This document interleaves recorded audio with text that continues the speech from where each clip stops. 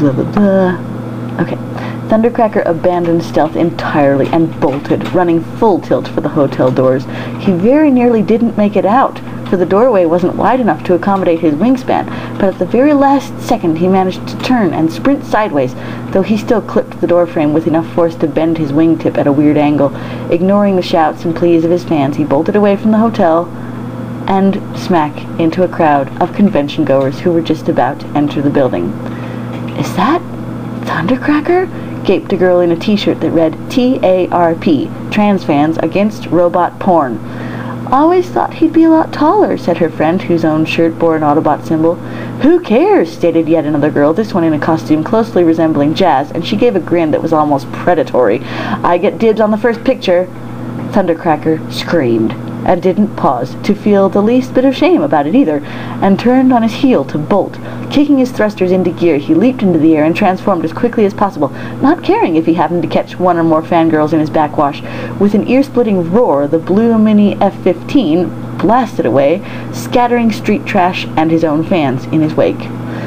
"That was awesome!"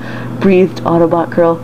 "This is going on my MySpace," grinned Jazz Girl, holding up her camera phone and still grinning dementedly. "I'm keeping this shirt," Anti-Porn Girl announced, displaying the black smudges from the Seeker's backwash proudly. "It's going on my wall." Farther down the street, two older men looked up in startled amazement as Thundercracker screamed past, the wake of his passage tearing the newspaper from one hand and setting the other's dog barking and straining at the leash. They watched in bemusement as the Seeker pulled sharply upward and made his escape. "What was that?" asked one, keeping a firm grip on his dog's leash. You see all kinds of weird things when the convention's in town," the other said dismissively, getting up with a grunt and setting off to collect his scattered paper. "Best not to ask too many questions is all."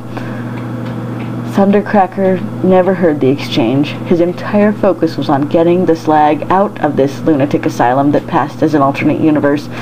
And at this point, he didn't care if he attracted undue attention. At this point, he'd prefer properly sized Autobots, or even the human military, to yet another fangirl. The derelict barn where he'd left Skywarp had never looked so welcome. Wait a minute. Why were there cars surrounding the barn?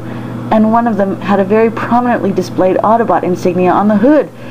Granted, he was unaware of any Autobot on the planet whose alt form was a white Toyota, but one never knew. His newfound worst nightmare was realized when he transformed and charged into the barn, arm guns at the ready. Fangirls were in abundance, and even worse, Skywarp was relishing their attention. At the moment, the black and violet Seeker was chatting amiably with a young woman as he signed her undergarment, while two more fussed over the wound on his back, gently covering it in some sort of silvery material. "Skywarp!" "Huh?" He glanced up. "Oh, hey, TC, what's up? You've got a twitchy plate in your cheek. Did you know that?" "What the frag are you doing?" "Giving autographs. Why?" "TC's here!" someone squealed. "Of course he is," came the gleeful reply. "You can't have Skywarp without TC. They're the cutest couple ever." "We are not a couple," snarled Thundercracker, storming forward and grabbing Skywarp's arm.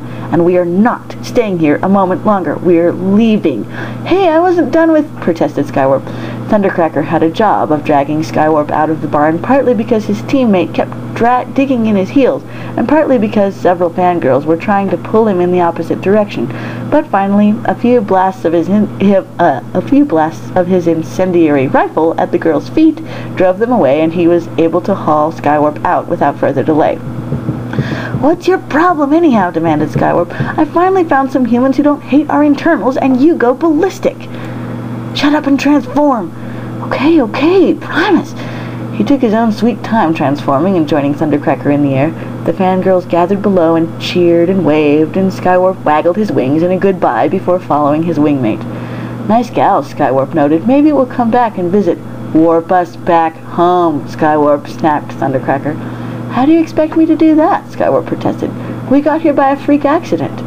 "Will you just do it?" And Thundercracker rammed him in the side. Skywarp yelped in pain, but complied, and the two Seekers vanished in a flare of violet.